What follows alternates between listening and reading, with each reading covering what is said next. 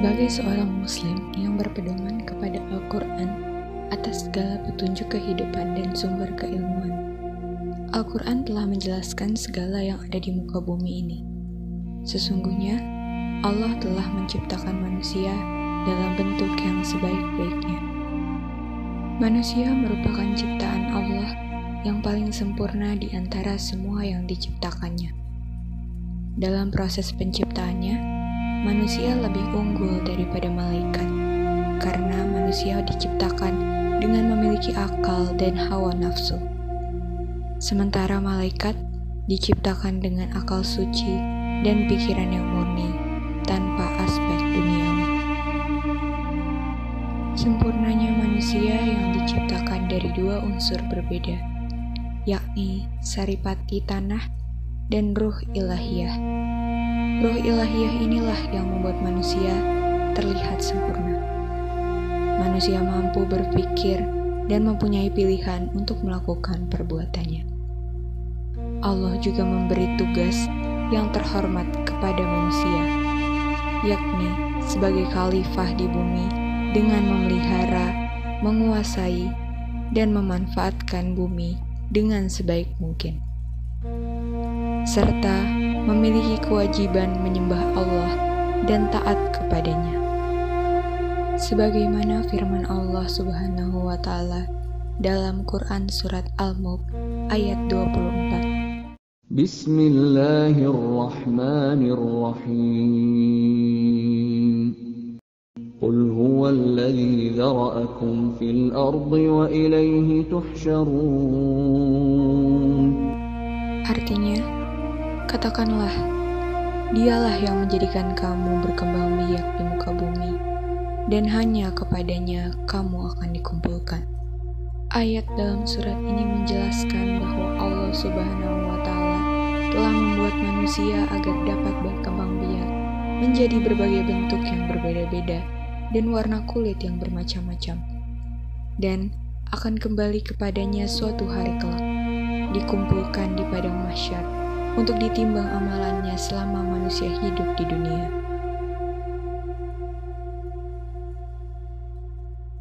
Penciptaan manusia dikategorikan ke dalam dua proses, yakni proses penciptaan manusia pertama, Nabi Adam, sedangkan proses kedua yaitu penciptaan manusia pada umumnya.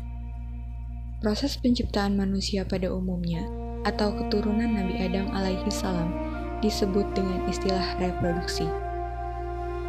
Reproduksi pada manusia yaitu kemampuan manusia untuk menghasilkan keturunan yang baru dengan tujuan mempertahankan jenisnya dan melestarikan keturunannya. Proses reproduksi yang dilakukan oleh manusia yang berawal dari sel sperma dan sel telur yang kemudian akan berkembang melalui beberapa fase sampai pada fase kelahiran. Pembahasan mengenai reproduksi manusia seperti ini lebih banyak dibahas dan diteliti untuk dikembangkan dalam sains. Pada pengetahuan sains, bertemunya sel sperma dan sel telur dinamakan dengan fertilisasi atau pembuahan, yang kemudian sel-sel tersebut membelah menjadi zigot dan akan menempel pada uterus. Setelah menempel pada uterus, maka zigot tersebut akan berkembang pada fase tersusunnya organ-organ tubuh hingga siap untuk dilahirkan. Sebagai keutamaan dari kitab suci Al-Quran, kebenaran dari setiap kata dan kalimat yang terdapat di dalamnya dapat dibuktikan secara ilmiah. Penafsiran ayat-ayat Al-Quran dengan corak ilmiah untuk mengungkap kandungan sains dalam Al-Quran disebut dengan tafsir ilmi. Para ilmuwan telah banyak menemukan bukti-bukti ilmiah ini, sehingga dugaan orang-orang yang menuduh Al-Quran dengan tidak benar dapat dibantahkan. Perkembangan reproduksi di dunia Islam dipelopori oleh para ahli muslim dan juga tokoh ilmuwan, seperti Dr. Keith L. Moore, seorang presiden American Association of Clinical Anatomy, AACA, dan juga seorang profesor yang terkenal karena literatur mengenai anatomi dan embriologinya. Hasil penelitiannya menjadi buku pegangan kedokteran di seluruh dunia dan digunakan oleh para ilmuwan, dokter, fisioterapi, dan siswa seluruh dunia. Suatu ketika saat Dr. Keith Elmore berada di Arab Saudi, beliau didekati oleh sekelompok mahasiswa yang menunjukkan ayat-ayat Al-Quran mengenai penciptaan manusia. Ia terkejut saat mahasiswa tersebut menafsirkan arti ayat kepadanya. Ternyata apa yang ada di dalam ayat tersebut adalah sebuah fakta ilmiah yang baru saja ia temukan. Ia mengatakan bahwa Muhammad menggunakan mikroskop untuk mengarang ayat tersebut.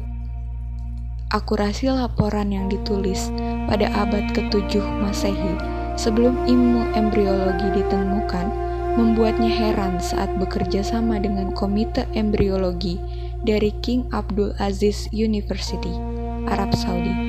Ia menemukan kata alaqah menyerupai penghisap darah, yaitu embrio yang menghisap darah di dinding uterus, seperti lintah. Selanjutnya, Zaghloul Al-Najjar. Beliau memiliki sumbangsih besar dalam dunia sains. Salah satunya tertuang pada karyanya, Tafsir Al-Ayat Al-Kauniyah fi Al-Quran Al-Karim, yang membahas tentang reproduksi manusia. Pemilihan ayat yang dibahas dalam tafsir Zaghloul Al-Najjar lebih menjurus kepada ayat-ayat Al-Quran yang berkaitan dengan sains modern murni. Hal ini dapat dilihat melalui penemuan saintifik beliau melalui dimensi alam semesta, penciptaan makhluk, dan kesehatan. Zaghloul Al-Najjar merupakan tokoh tafsir yang hidup di era kontemporer. Maka ada kalanya ditemukan kesesuaian atau relevansi, bahkan beberapa perbedaan dengan teori kedokteran kekinian, yakni terletak pada penafsiran tentang diciptakannya manusia dari tanah. Menurut Zaghloul Al-Najjar, unsur kandungan yang terdapat pada tanah apabila diteliti juga terdapat kesamaan dengan unsur kulit manusia yang diciptakan dari tanah. Sebagaimana yang telah disebutkan dalam surat Al-Mulk ayat 24, manusia diciptakan oleh Allah dan akan kembali kepadanya. Penciptaan manusia dari tanah juga disebutkan dalam ayat-ayat Al-Quran. Saat tiba waktu kembali kepada Allah Subhanahu wa Ta'ala, manusia, terutama umat Muslim, akan dikuburkan ke dalam tanah, menyatu kembali dengan tanah, yaitu salah satu unsur pembentuk manusia yang telah difirmankan dalam Al-Quran.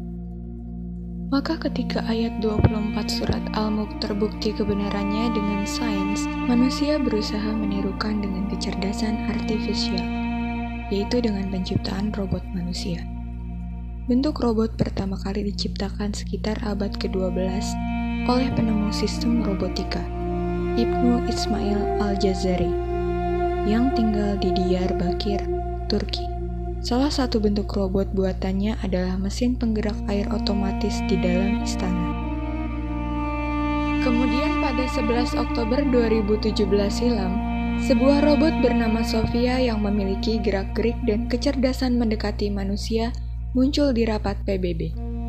Oleh penciptanya, David Franklin Hansen Jr., seorang ahli robot sekaligus pengusaha asal Dallas, Amerika Serikat, ia dirancang untuk berinteraksi dengan manusia. Wajah Sophia terinspirasi dari bintang film Hollywood tahun 1950-an, Audrey Hepburn. Wajah Sophia terbuat dari bahan karet yang dipatenkan yang disebut dengan Faber. Bahan ini disebut dapat meniru elastisitas kulit manusia dan dapat membantu Sophia menunjukkan ekspresinya. Namun, penciptaan manusia tentu tidak dapat dibandingkan dengan penciptaan Allah Subhanahu wa Ta'ala yang sempurna dan tidak ditemukan cacat sedikit pun. Sudah jelas bahwa Allah Maha mengetahui segala sesuatu, karena dunia dan seisinya diciptakan oleh-Nya. Sementara manusia harus mempelajari mengenai reproduksi selama berabad-abad lamanya, dan memerlukan alat-alat canggih. Hal ini menunjukkan bahwa akal manusia memiliki keterbatasan. Oleh sebab itu, Kita hendaknya tidak meragukan kebenaran kitab suci Al-Quran karena tidak ada kebohongan dalam Al-Quran.